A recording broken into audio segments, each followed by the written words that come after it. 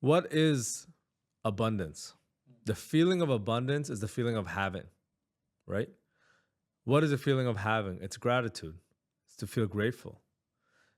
If you feel grateful for what you have currently, that's where the abundance comes in, because the feeling of having will just create more having. You understand what I mean? When people just feel lack all the time, they create more lack in their life. They're just going to create more situations of lack, because that's the operating system that they're operating out of. But if you can become grateful for what you have, you can desire more things. There's nothing wrong with that. But if you every day you wake up and you're like, I feel lack. I feel lack. I don't have enough. I don't have enough. You could be a kid in Palestine with nothing. I agree. Do you know what I mean? I think he'll be grateful if he was sitting here we have cups here, we have our health here, we're surrounded by amazing cameras and living safe and fresh and healthy. If you don't feel grateful for these things now, you're not going to feel grateful when you have the big things. If you don't feel grateful for a cup of coffee, you won't feel grateful on a yacht. You know what I mean? So that's the difference. It's the feeling of gratitude, practicing the feeling of gratitude every single day for the small things, because the small things can be the big things. Imagine you didn't have your eyesight. We forget that this is such a gift. Imagine that becomes a big thing if you don't have it. Your health. It's a big thing if you don't have it.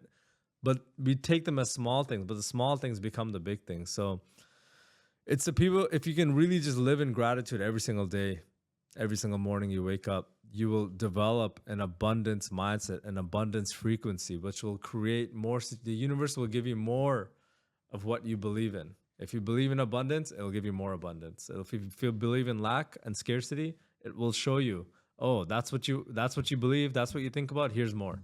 Here's more. So it only attracts the way you think. It attracts the way you think, but it attracts really who you are. It attracts how you live. You can think things, but it has to come from your being, from your soul. You have to really embody it.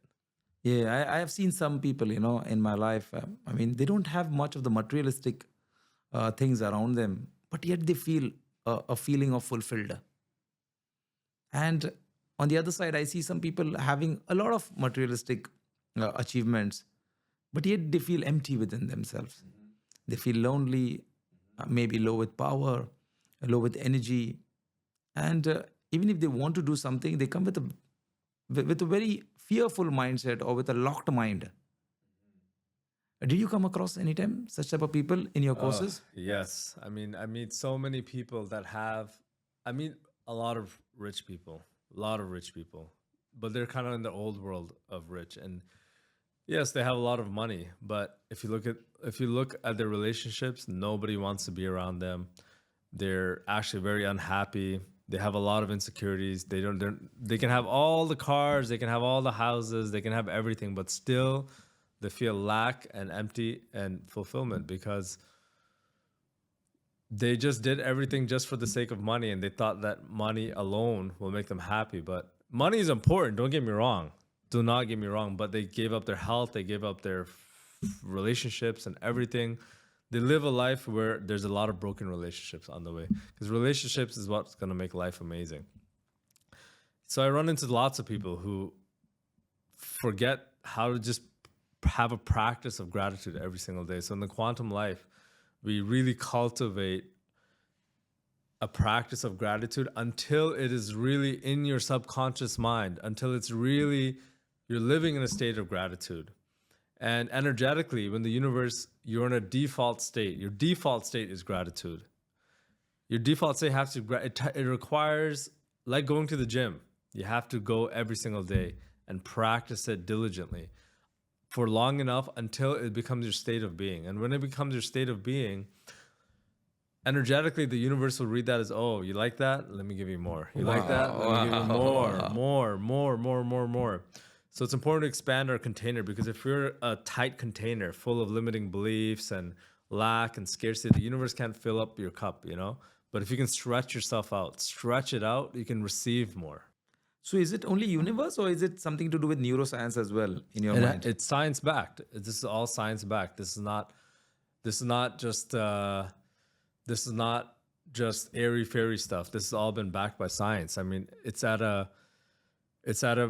they've done a experiment on people. It's called the Spade experiment, and they measure people on their levels of consciousness. Okay, we know that everything is energy.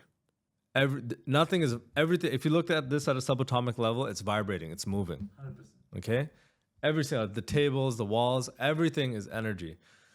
To not believe in the unseen world, do you believe in X-rays? We believe in X-rays. Do we believe in infrared rays? We believe in feelings, thoughts, emotions. These are all real. We can't see them, but it's real. Correct. All of this exists. Correct. So we only perceive only 3% of our reality. 97% we cannot see. Our spectrum is so small. But when you look at the unseen world, you'll see that there's a whole other way of living and things that we can focus on and utilize for our own expansion, for our own growth. But when you focus so on the material, you're always going to live in anxiety and worry. But when you focus on the unseen world, it's like, wow, there's a whole other spectrum of things to pay attention to. I want to ask you that when such clients come, yeah, okay, with those broken relationships, yeah, how do you fix them? Are they low with the vibrations or the frequency which you just explained? Yes, because they have this damaged relationship. Most people they're lost in life, and they came to you and they said, Sheikh, I'm doing everything. I have everything with me, but I'm not able to fix it. Tell me, what's my problem? Their problem is going to be at a deep subconscious level. Okay, they're operating again from a programming that's not theirs. And what happens is that they keep making mistakes because their programming is broken, to be fair. Their program is wounded. They haven't healed themselves. You have to heal your subconscious mind because we've been taught how we relate to money, how we relate to people, how we relate to, and everything has triggers and everything has things that shut us, that we behave on based on past experiences.